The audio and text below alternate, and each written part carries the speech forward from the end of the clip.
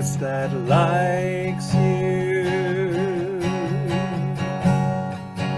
are one and the same.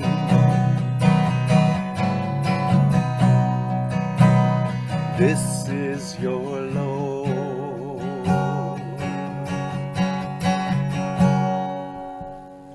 and when you move,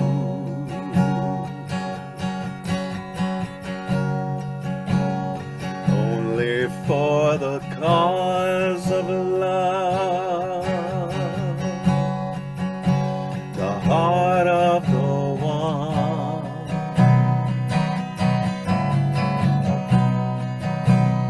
and the voice that likes you will lead you on.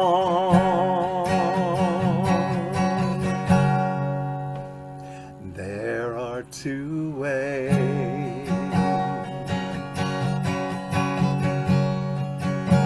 of looking and hearing. One is from me,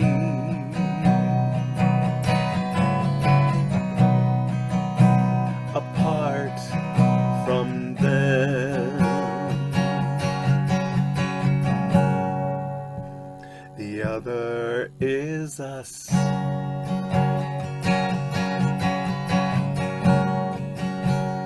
body of one,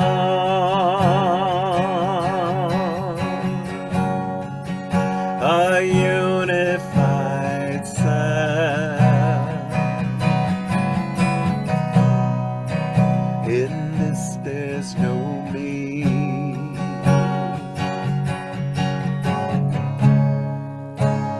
only us,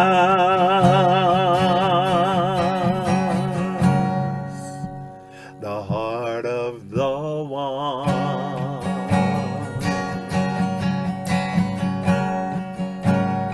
and the voice that likes you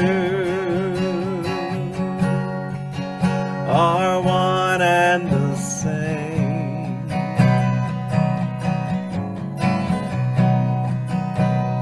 This is your Lord,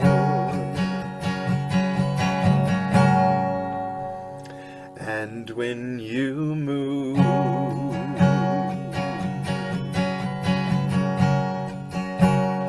only for the cause of love,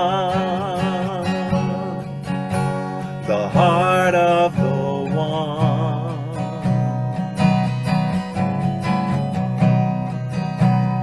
and the voice that likes you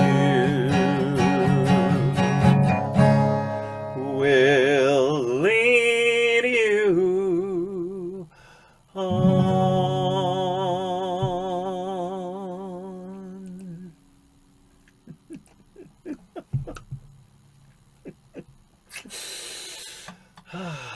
The voice of love will lead us on. Well, hey everybody, thanks for joining. So glad to see you, Regis, in Arizona, and Shauna, always such a joy.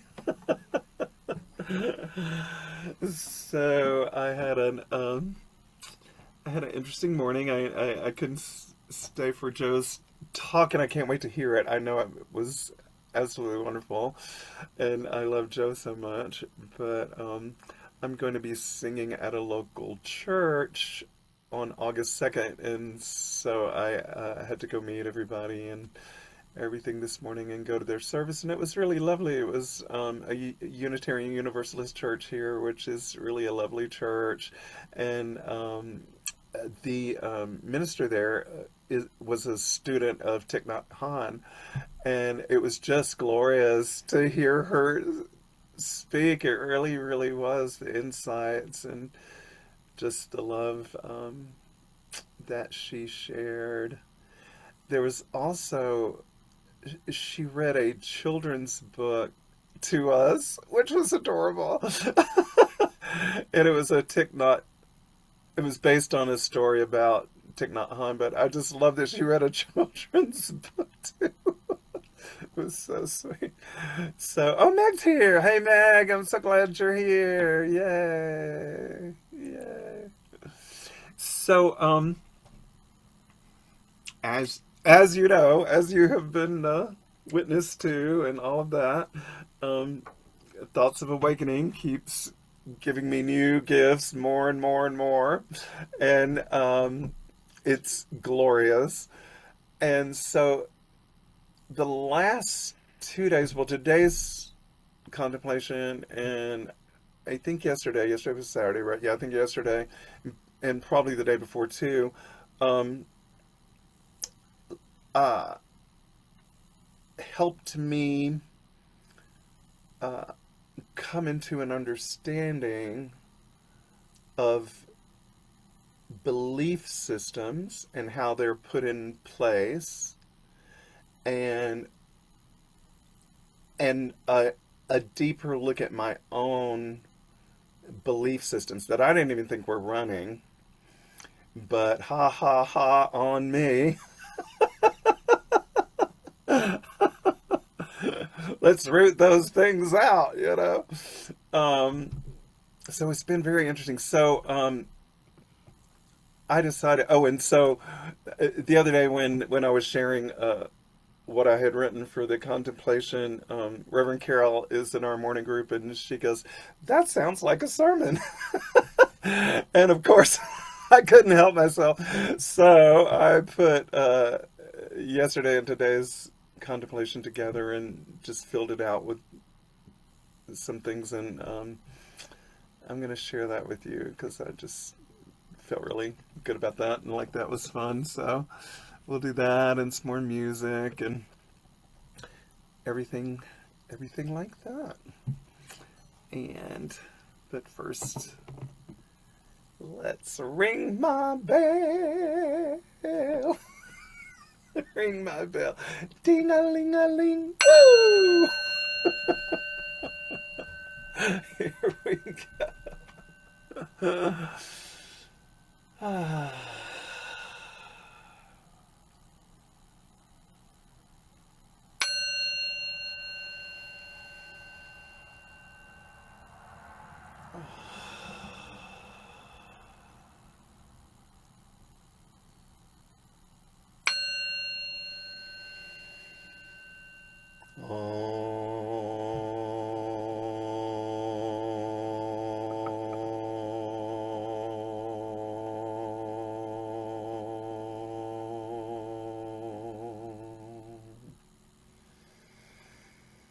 The heart of the one and the voice that likes us.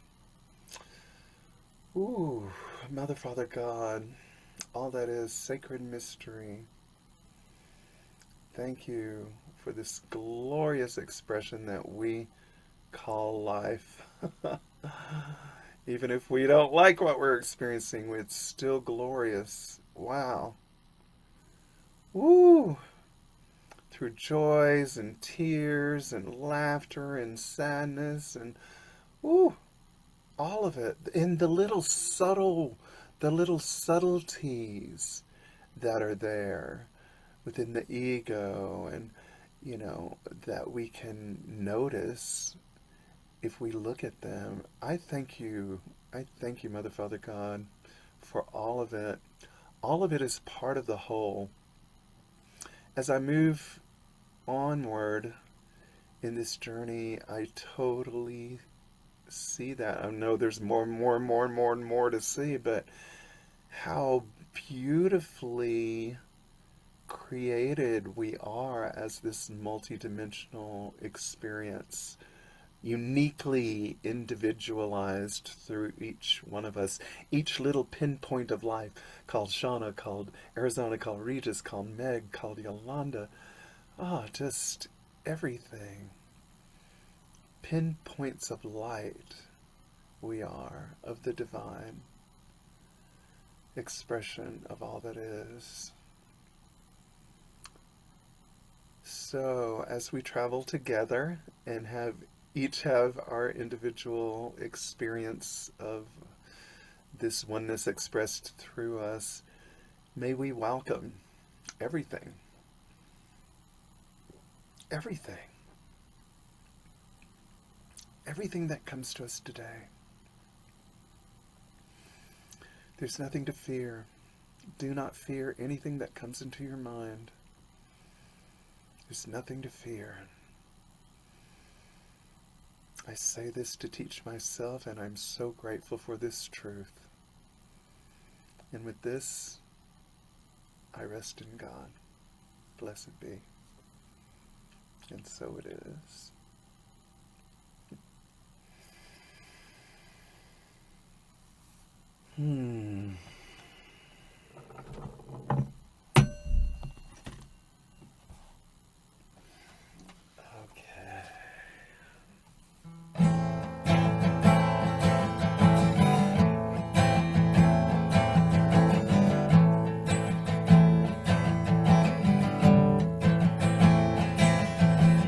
Everywhere I go and everything I do, I rest in God.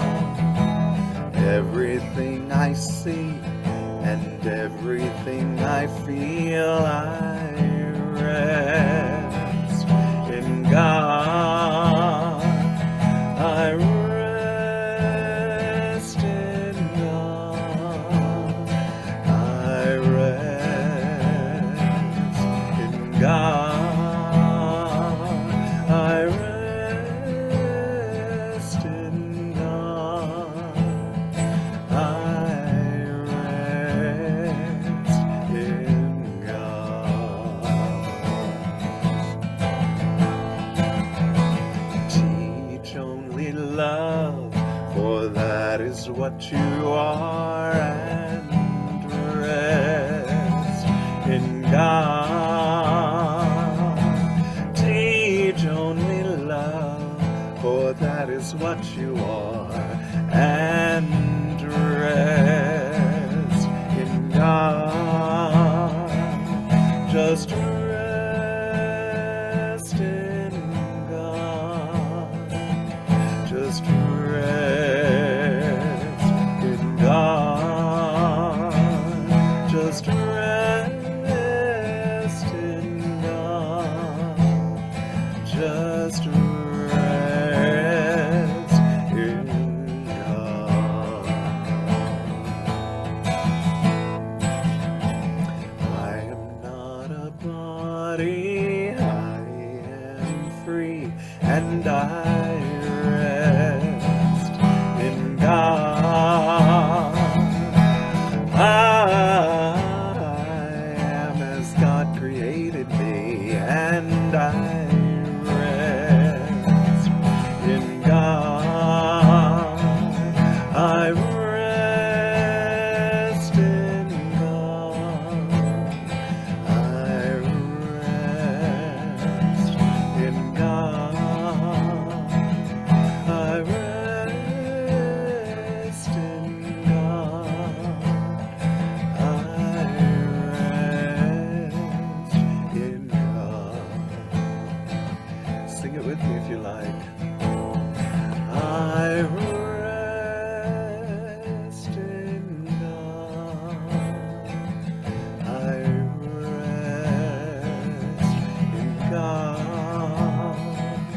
I rest in God. I rest in God.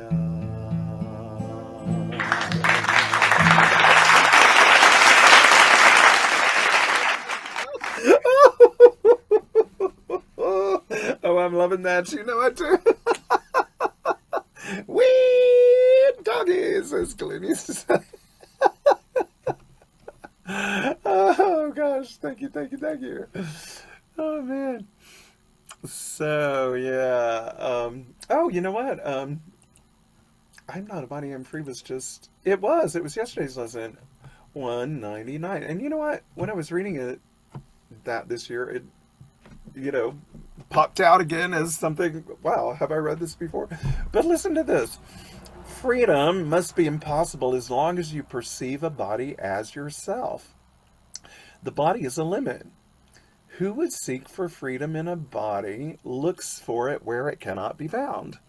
The mind can be made free when it no longer sees itself as in a body, firmly tied to it and sheltered by its presence. If this were the truth, the mind were vulnerable indeed. The mind that serves the Holy Spirit is unlimited forever, in all ways, beyond the laws of time and space, unbound by any preconceptions, and with strength and power to do whatever it is asked. Attack thoughts cannot enter such a mind because it has been given to the source of love, and fear can never enter in a mind that has attached itself to love. It rests in God. And who can be afraid who lives in innocence and only loves? Wow. So, I mean, there's more I may go back to, but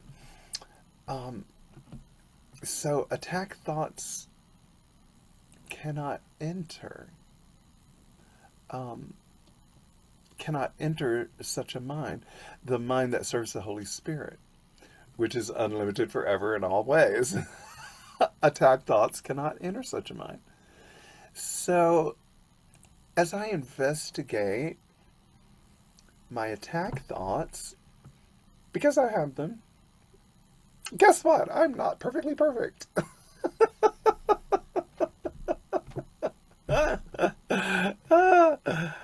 But what's interesting lately is about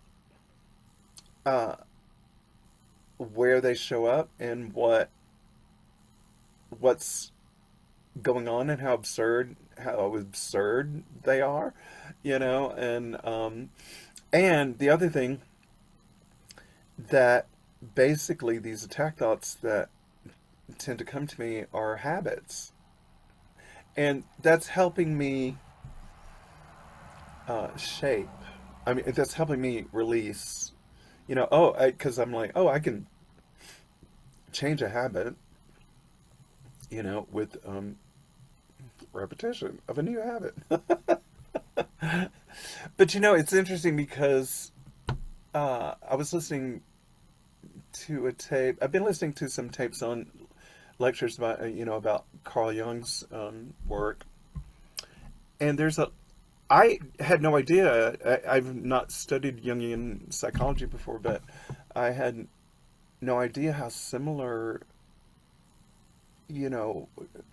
to the practice of non-dual spirituality, some of his work is. It's really super interesting. And today I was listening to one where he was talking about speaking to your body. So we're talking about I am not a body, but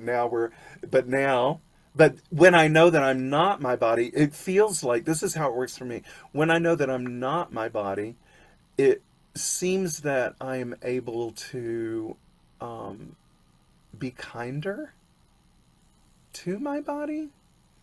It seems like that's counterintuitive in a way, but it's not. It's so interesting. It's almost like since I know I'm not my body, I can, sort of. Well, I think of my cats. I can sort of hold my body, like I hold my cats and cuddle them and love on them and everything. And Carl. So in this lecture, the person that was speaking was saying that Carl Jung would talk to his body and place a hand on wherever it was that hurt or like that, and tell that part of the body how much it's loved. And I was really blown away about that because it's so Louise Hay. It's so very Louise Hay. And I was like, Really? Oh, isn't it fun how when truth is true, it interconnects across platforms and books and teachers and, you know, and I was just taken with that. So I've been placing my hand all over my body today in a little different places and just giving my body some love. And the freedom in that, knowing that I don't have to demand that my body do anything. I don't have to demand that it heal, you know. Um, oh, Shauna says, I've been speaking to my body for years. I also have repurposed it. Yeah, yeah, exactly. It's a really cool practice. I think I have too. I would say that I did start speaking to my body when I first found out about Louise Hay, and then my journey with having HIV and all of that has given me many opportunities to love my body, and it has never been a problem. HIV with me has never been a problem. It was almost like, who were we? Oh, it was last week when Sharon was here and she was talking about Brene Brown and saying, "Oh, the body's none of my business." Well, when I have something I need to go to the doctor for, I go to the doctor. I take the medicine. I do what they do, but I do what I do. But it's none of my business. And I've been carrying that around too, and it's just given me so much more compassion. So I love this. I love this paradox, if you will, because I always love paradox. But this paradox of I am not my body, and in the realization of that, I love my body even more. So that's um, that's something I've been looking at. So anyway, so I'm going to move into what I wanted to share about um, the thoughts of awakening this week. These two quotes I'm going to talk about have just been they've been staying with me this week. So let me just go ahead and dive right into it. All right. So, um, okay. So I'm going to put them in the chat. Okay. So 198. The ego is the idea of separation believed. That's what got me. That's what got me right there. This is all the ego is. It is not a truth. It is a fantasy. A fantasy. A non reality. And it is the idea that is the single cause of all pain. Not just a little bit of pain, all pain. Oh, by the way, I've been telling you about this jaw pain that I've been having. So I've been speaking to my jaw, finding out what's, going on up in here. And it's so much about communication and listening. And so I'm much, much better now, but this has been going on for 3 weeks now. And I'm much, much better now, and I can actually eat and open my mouth to sing,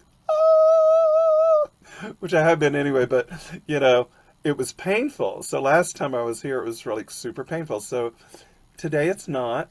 La, la, la, la, la. So I'm going to be doing a lot of la, la, la's. But isn't that interesting? The ego being the idea of separation believed, not a truth, is a fantasy, a non-reality, and is the idea that is the single cause of all pain. And I'm going to say in the body and everything, all pain. And then the next one 199. The ego is the idea of separation believed. This belief seems deeply entrenched within the mind. But that is only because the belief is believed.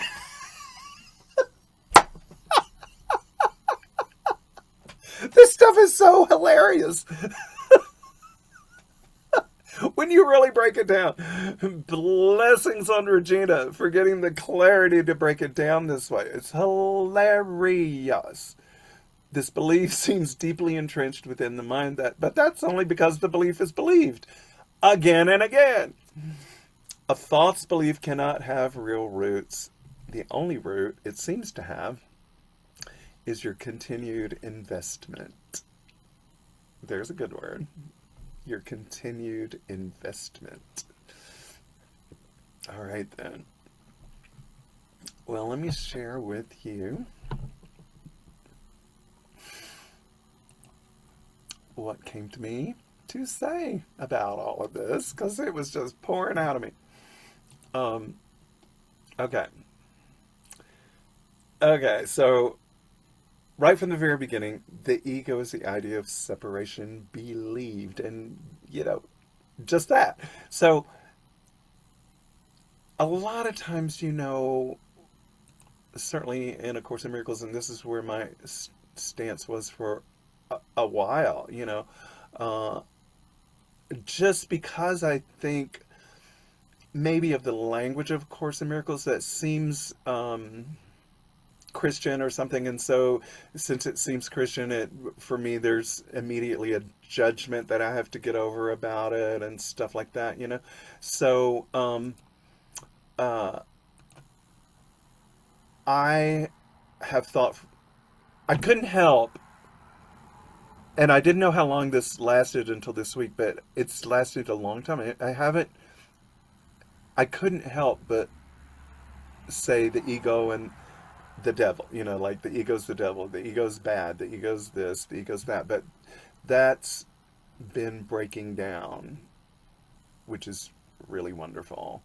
So it's not a monster, it's not evil, it's just the idea of separation believed.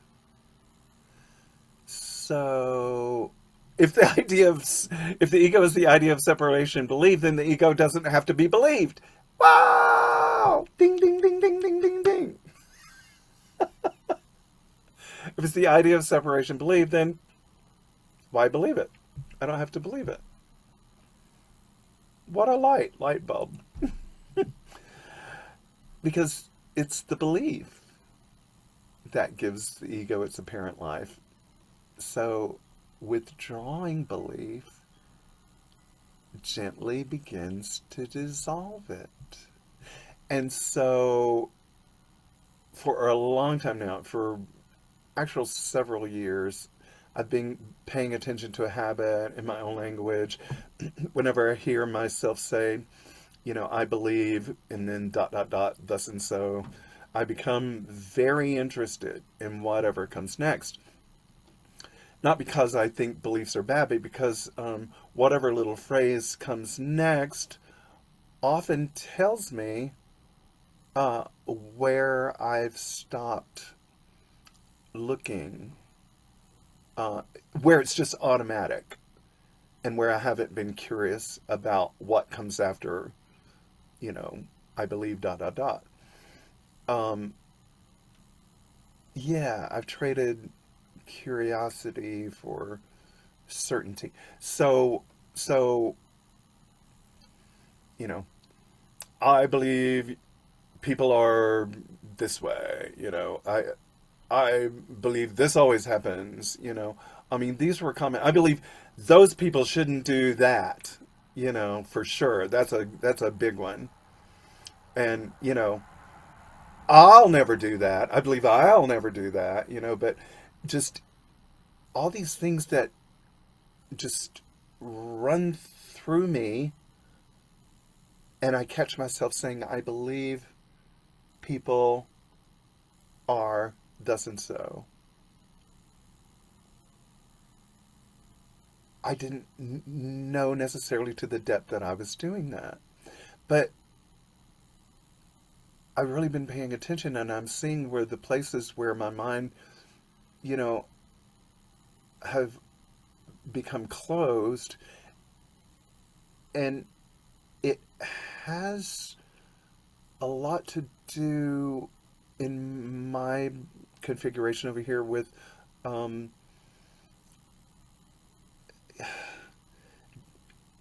disgusting behavior. That's the only way I can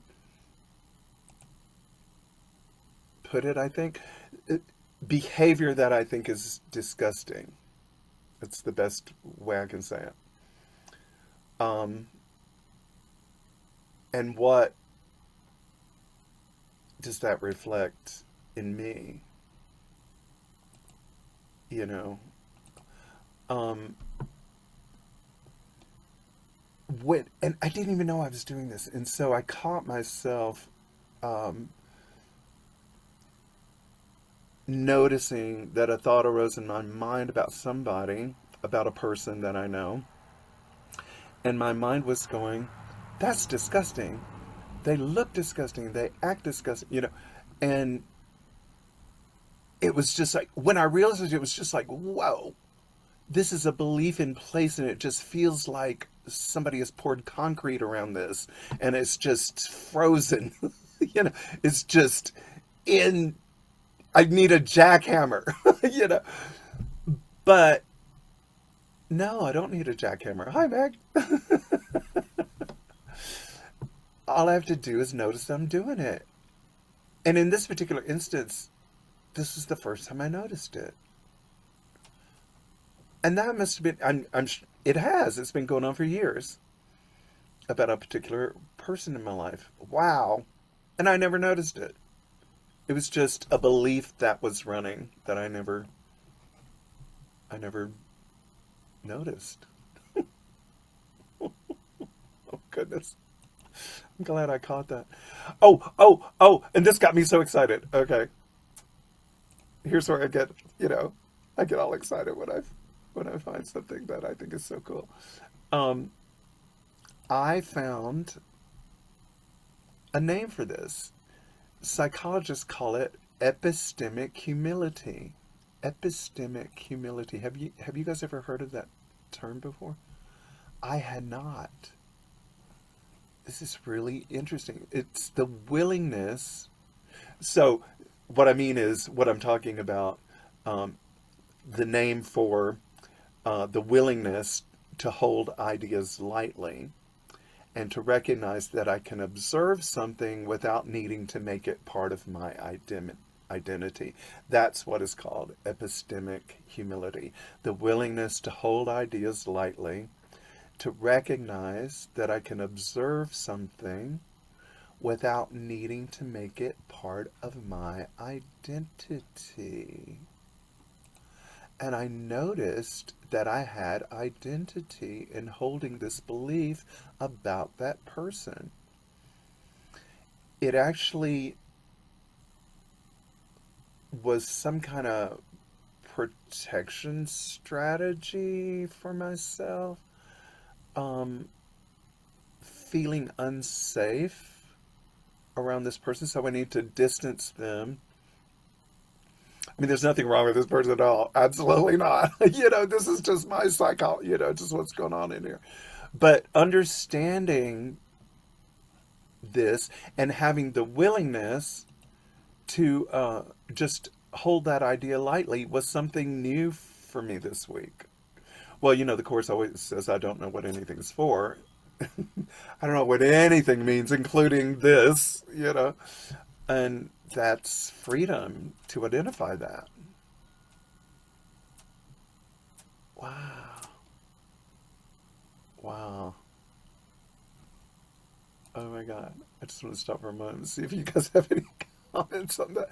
That just really lit me up. This idea of being able to hold beliefs lightly and not making them my identity. That was something that really touched me. Um, so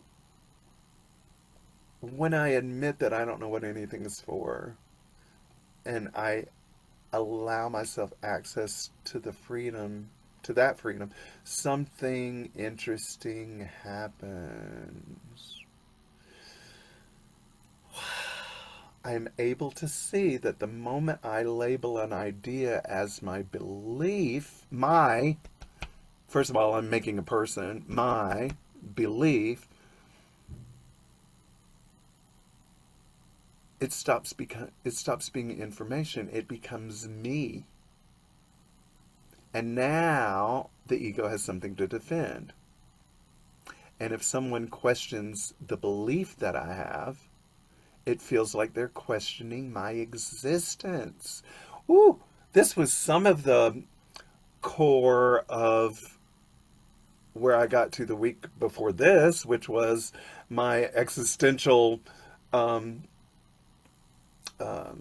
crisis is life, not death, and I'm afraid of life. That was, an existential crisis that I began to understand I was holding on to, a belief system, of being afraid of life. So, okay, hold on. I want to get back to where I was. Okay, so, but I noticed this a lot everywhere. Now that I've noticed it in myself, I'm noticing it everywhere. If someone questions a belief that another person holds very dearly, it's like your existence is being questioned. So two of us can look at exactly the same event, and instead of becoming curious together, we become defensive when we hold that stance. Why? I've been like, why? Why is this happening in our country? Why? This cognitive dissonance, because it stopped being about the truth and it became about identity. Because belief says, I already know. You can't tell me anything. I already know. That leaves no room. But curiosity says, show me. Ooh, let's explore. And belief says, I must defend this. While curiosity says, what else is possible?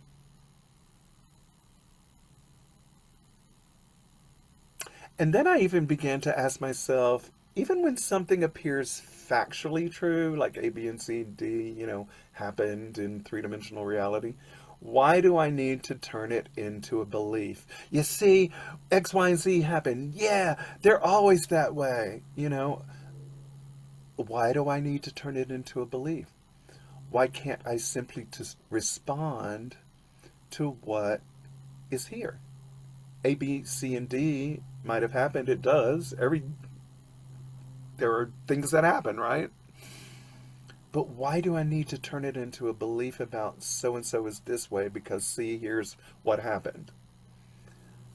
Why can't I simply respond to what is here and let life remain alive? And I realize that's because certainty feels safe to the ego. The ego loves certainty. That's why I'm so reluctant. That's why I'm so feel like I'm in cement sometimes. Oh God. Certainty reinforces separation. So Regina writes, this belief seems deeply entrenched within the mind, but that is only because the belief is believed again and again and again and again and again and again. So the ego is being renewed every moment, but it really has no roots except for today's investment in it. And so that means every present moment gives me another opportunity not to fight the ego, but to simply stop feeding it. Yes. Yes. Stop feeding it. Stop feeding it. Always make little mantras. Don't you feed the ego. Don't you feed your belief in a lie. Yeah. Don't believe the separation. Just believe. I'm gonna ramble on. Boop-a-doo. Don't believe the separation. Oh, then I started noticing something else. If separation were actually true, how is it that unity keeps showing up everywhere? And this is what I noticed this morning, actually, when I was writing my contemplation for 199. I was sitting there writing, and the wind was blowing across my face, and there was just something about the gloriousness of the wind. And Regina mentions the wind a lot in Thoughts of Awakening, but when the wind started blowing against my face, I just felt like there was no boundary. I had this experience with the wind. There's no boundary. The air enters my lungs. It's the same oxygen that nourishes the trees. It smells so good over here in the morning. And where exactly do I end and the wind begins? I love that kind of a contemplation. Where exactly do I end and the wind begins? And then at the same time, while I was writing this morning, my little cat Satyr, jumped into my lap, came running and jumped into my lap and began to purr. And those vibrations, oh, I love it. Just move. They move through both of us. And, his nervous system really calms mine, and my heartbeat affects his, and we're participating in one living experience. That is not separation. That is such an example of unity. It's a beautiful, beautiful example of unity. Animals are so wonderful that way, in my experience. So, what about anger? So it occurred to me that the evidence of oneness is easy to recognize when the evidence is something I like. But things that I don't like can show me the evidence of separation is there also if I want to reinforce the illusion. But the same evidence, when seen with correct perception, can show the way to unity. Ooh, that's a good one. Someone says something and I suddenly feel triggered, and that someone doesn't even have to be in the room. I can just recall something that somebody said or did and get all mad about it. Can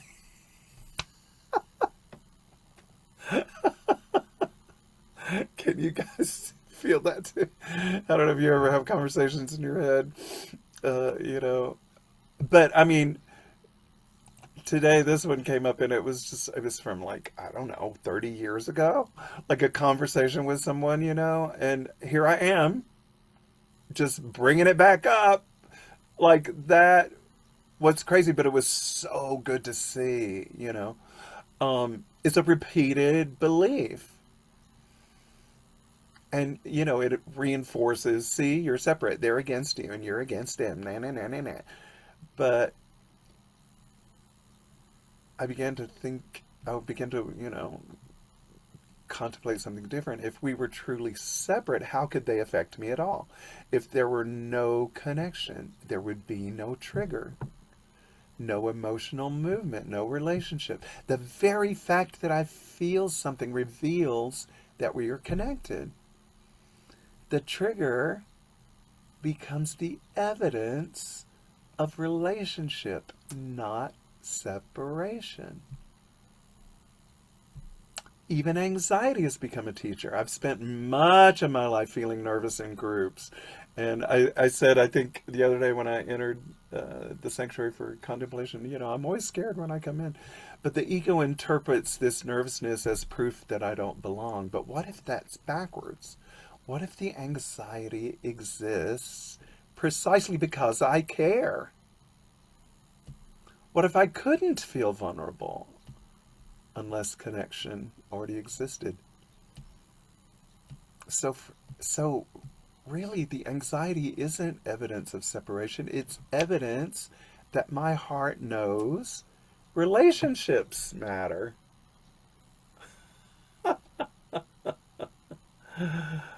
Uh, that was big with Glen. He always said that God was in relationship.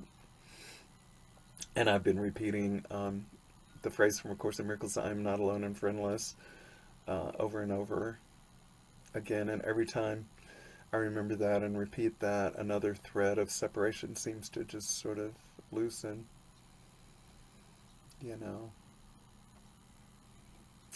Wow.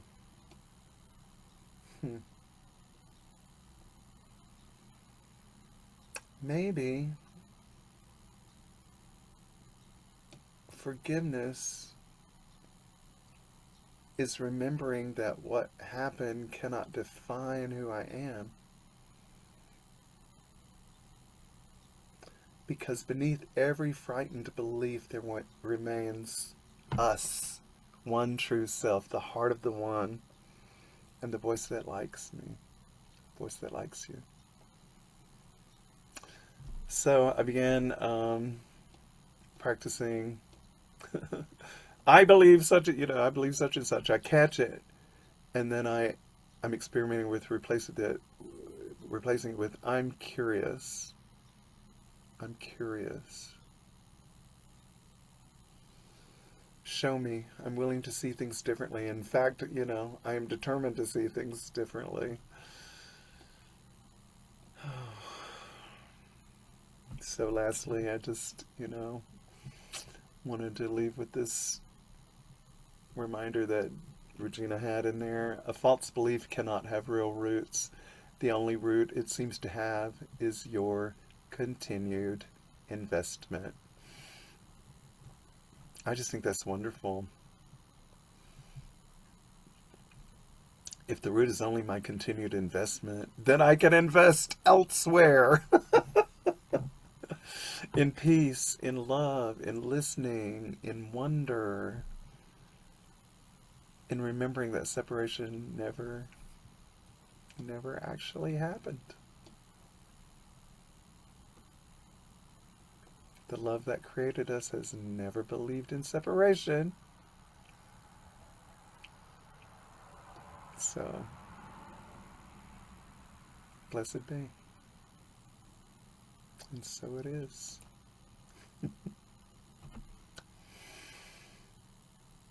Wow. So many things are coming to me in new ways. I mean, these are all, principles that I guess, should be elementary to me by now. But the rediscovery of the heart of these simple teachings. The belief is only entrenched because it's believed again and again and again. That's a simple teaching. And something that just really came to me strongly. So,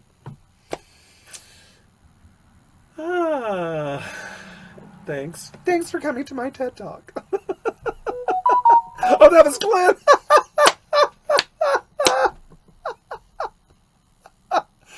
That's hilarious because he used to say those very, very words. He used to say that. He would tease Jacqueline, when they were doing Herein Lies the Peace of God, and he would go off on something, and then he'd say, "Thanks for coming to my TED Talk." That's awesome. That just beeped. Oh, goodness gracious. All right. Well, I'm gonna play another song before we go, but just curious, might be anything you would like to share? Anything that moved? Sure. Hey, Regis, thanks. All right. Y'all can hear me, right? Yeah. Yeah. It's funny how sometimes I just raise my hand. My brain will not let me click the electronic. I just think it's funny, that sometimes my brain won't go for the electronic hand. But I do love that you really, I needed you to talk about those two uh, thoughts of awakening because I didn't contemplate either morning. I mean, I didn't comment. I contemplated. I didn't comment in the group. And the thing that was really speaking to me was the word belief. Mm, I actually did an AI search on believe, and mine kicked out like 4 bullet points and great definitions, and because I just felt I need to we hear words and we just kind of run with our habitual traditional definition of what that word means to us. And yeah. I just had felt inclined to refresh myself, and boy, it was powerful. Mm, So just we don't have to believe the evidence. We don't have right. to believe the signs, and that's been a theme that's been popping up with me a lot lately. It's just we all know just because you feel guilty don't mean you are guilty. Exactly. we, Yeah. we've had enough work to really believe, hold that as true, Mm, that we hold it as a knowing, not even a belief. We know that we are not guilty. that's So when feelings of guilt come up, we just know that they're not true. So that's evidence. The feeling is real. It feels real, but we can know. I know I can that yeah. it's not true. And when we think of separation, we just simply don't have to believe the evidence. Yeah. You know, Exactly. is and Exactly. I've been really loving the ocean wave metaphors because it's just easier, I think, for our brain and our Western training to not think we're God, to call ourselves God. For some of us, it's kind of hard. But when we look at the ocean wave metaphor, and I Googled how high can a surfing wave go, and it was like 70 to 80 feet. Wow. And so you think of a wave as,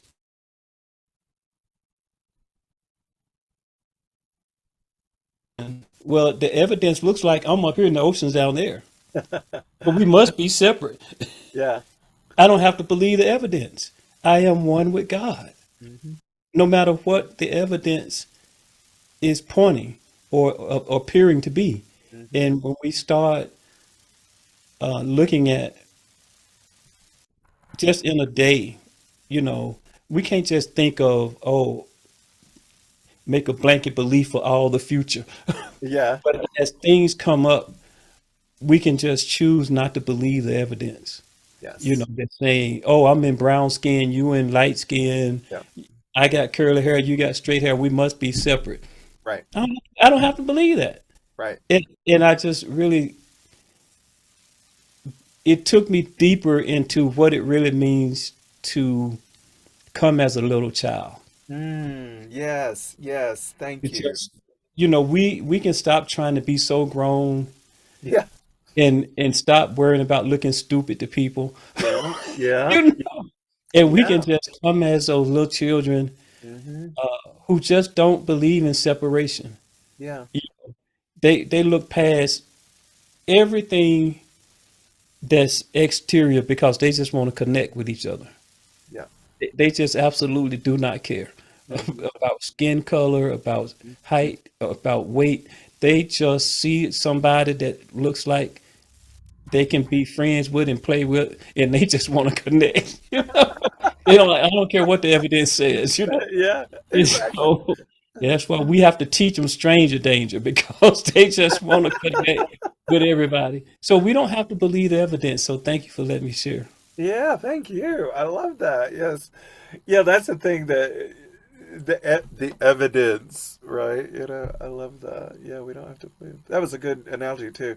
If the wave is 70 or 80 feet in the air, and then the ripple is down here, it's like, no, we're the same thing.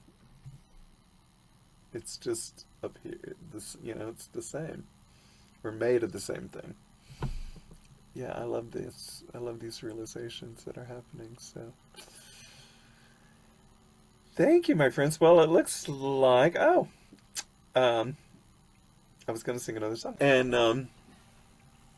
I actually started this song in the '80s. There are several songs um, that are coming to light now that I started writing in the '80s when I first picked up Louise Hay and A Course in Miracles and things like that. And I never completed them. And this is one of those. So here we go. It's called Over the Bridge.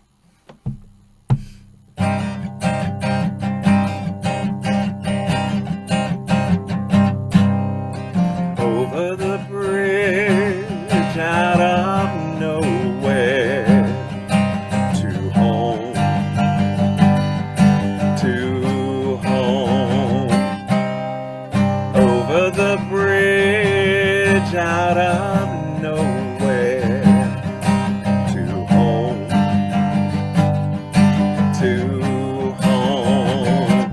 And I see a new reflection in my face, and I see the light of love in my eyes, and I know the road that opens up before me leads me to that rainbow-colored sky. Over the bridge out of nowhere to home, to home. Over the bridge out of nowhere to home, to home. And I remember how the caterpillar changes from a chrysalis into a butterfly. And I know the road that opens up before me leads me to that rainbow-colored sky. Let's dance! Om Gangana Pataye Namaha Sharanam Sharanam Om Gangana Pataye Namaha Sharanam Ganesha Ganapati Ganapati Ganapataye Ganapataye Ganapati Ganapati Ganapataye Ganapataye. Over the bridge out of nowhere to home, to home. Over the bridge out of nowhere to home, to home.